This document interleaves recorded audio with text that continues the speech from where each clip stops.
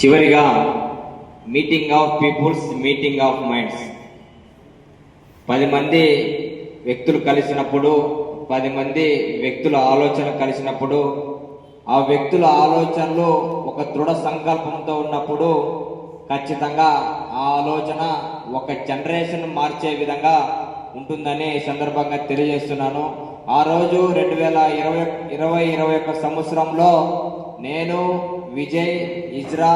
ఇప్పుడు గుర్రాజు లేడు, గుర్రాజు, ప్రభు 6 మెంబర్స్ కూర్చొని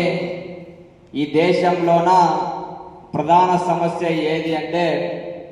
డేటా లేకపోతే వాళ్ళ అభివృద్ధికి, వాళ్ళ సంక్షేమానికి ప్రభుత్వాలు ఏ విధంగా ముందుకెళ్తాయని చెప్పేసి మేము ఆలోచించి ఆ రోజు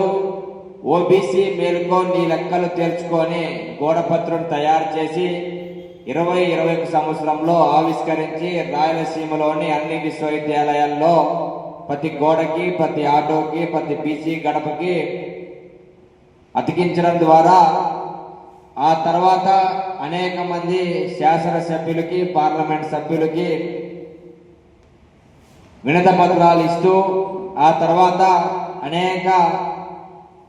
బహిరంగ ప్రదేశాల్లో ప్రెస్ మీట్లు పెడుతూ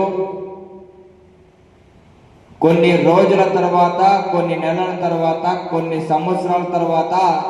దేశంలో ఫస్ట్ అగ్గిపుల్ల అంటించింది మన ఓబీసీ విద్యార్థి సంక్షేమ సంఘమే. ఆ తర్వాత అది పెద్ద అగ్గి, పెద్ద ఉద్యమమై ఈరోజు కేంద్ర ప్రభుత్వం మెడలు వంచి దేశ జనగణనలో ఓబీసీ కులగణన చేయాలని చెప్పి నిర్ణయం తీసుకున్న దాంట్లో ఓబీసీ విద్యార్థి సంక్షేమ సంఘం ప్రధాన పాత్ర వహించిందని నేను సగర్వంగా ఈ సందర్భంగా తెలియజేస్తూ